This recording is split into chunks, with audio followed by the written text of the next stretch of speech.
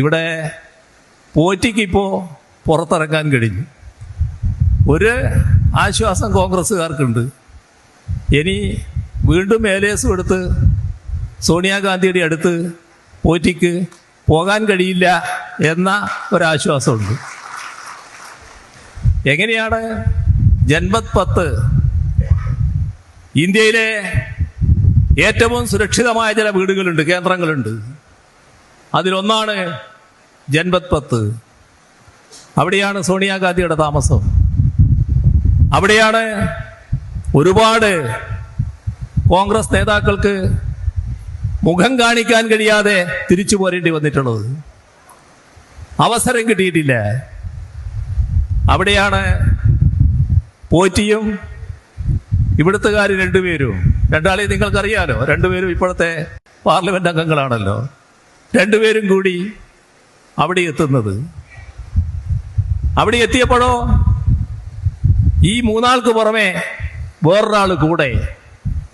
അതാര്? ബെല്ലാരിക്കാരൻ. അറിയില്ലേ? അദ്ദേഹത്തിന്റെ പേര് ഗുണം എന്നൊക്കെ ഉണ്ട്, പക്ഷെ സ്വഭാവത്ര ഗുണമല്ല. ഇവിടെ അയ്യപ്പന്റെ സ്വർണം കട്ടയാളും അത് വാങ്ങിയയാളും എല്ലാം കൂടി നേരെ സോണിയാഗാന്ധിയുടെ അടുത്തെത്തുകയാണ്. ഇതല്ലേ ചിത്രം?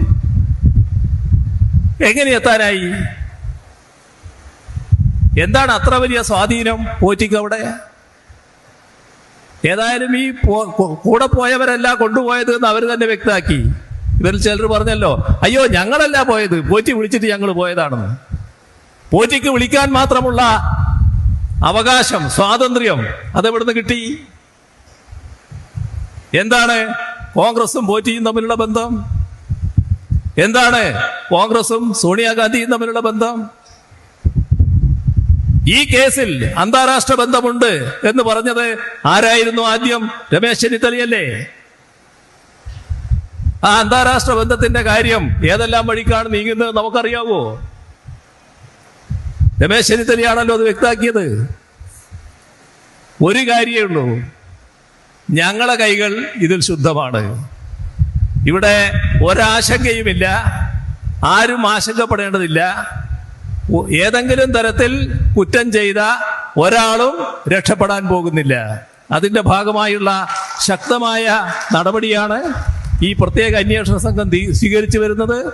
അതിന് ഫലപ്രദമായ നേതൃത്വം കൊടുക്കുന്നത് ഹൈക്കോർട്ടുമാണ്. ഹൈക്കോർട്ടിനെയാണോ BJP ആണോ കോൺഗ്രസിന് വിശ്വാസം?